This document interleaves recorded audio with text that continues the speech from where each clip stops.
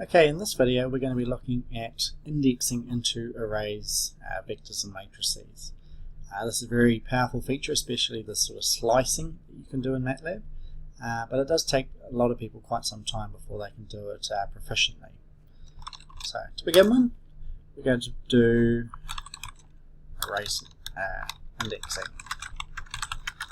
So let's create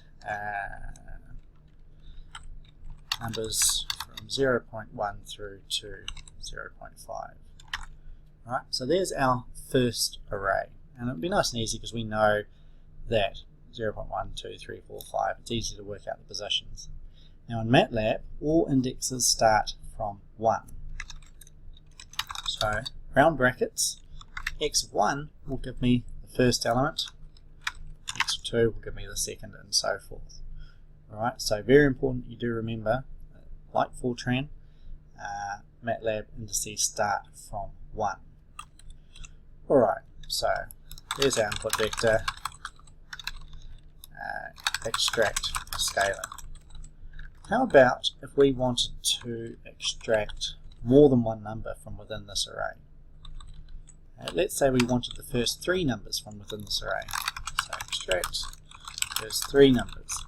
Well, how we can do that is within our round brackets we can specify a vector of the elements that we want to extract. So in this case I've specified we wanted elements 1, 2 and 3. Alright, let's take that a little further. 1, 4. Let's say we wanted just elements 1 and 4. We can do that as well. Alright, so we can supply the indices, the positions of the numbers within our original array that we want to be able to extract, whether that be just 1 and 4 or 2 and 3 or whatever they happen to be. What you'll notice here is that you're creating arrays again using those square brackets. So there are in fact easier ways of doing what we want to do. So slicing from other languages, if we want to do same input vector, but rather than extracting the first 3 numbers using individual indices like I've done there, what we can do is we can use our colon operator to be able to create the array of indices, positions of the elements that we want, pass that as the indices to the indexing brackets, and then extract those elements from X. Alright, so you can see very quickly that you can easily create indexing vectors and then use those to index into your arrays. Similarly, if we wanted to do, let's say, the last 2 numbers, while we could, if we knew the size of the array, go 4 to 5, and that would get us the last 2. But there is also a keyword end, which we've seen when we use the if statement, but also has a meaning when you're using it for indexing into an array. And that says take all elements from 4 through to the end. Now if we wanted to say only the last 2 and we had no idea how long our array is, we could do something like that. So take the end element minus 1 through to the end, or end element minus 2, in order to get the last 3 elements. So not only can we create arrays to index into any position, but we can use this end keyword to be able to then also create indexing arrays based on the automatic length of our vector. And this is called slicing. So let's apply what we've just learned here to matrices. Okay, so let's say x equals magic of 3. So magic square. I'm sure we've all seen those before. Alright, what I want to be able to do, and it's a common question, is let's say I want the middle column of this matrix.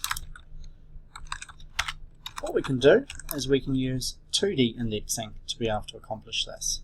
So I say I want rows 1 to 3 of column 2 to be able to extract that and therefore use it in another calculation.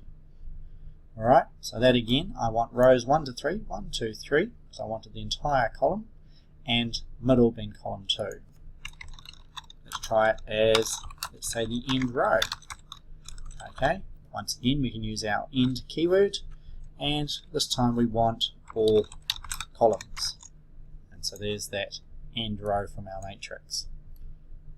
Alright, so end keyword again. However, we can also simplify this a little bit when in fact we want to be able to access, let's say, in this particular example, the first column. If we want all elements within a particular dimension, then we can actually shortcut. So let's say we want all elements in, like I've got here, the first column. I want all rows. I can just add the colon there, and 1, and that will give me all elements in that first column only, which we can see here. Alright, so shortcuts that we've learned. End, if you want to automatically let MATLAB work out what's the end dimension rather than hard coding it.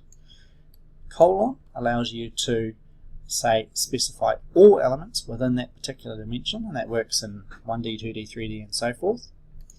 We've shown that you can extract individual numbers using just scalars, or you can use our colon operator to be able to extract a slice or a vector of numbers from within a vector or matrix.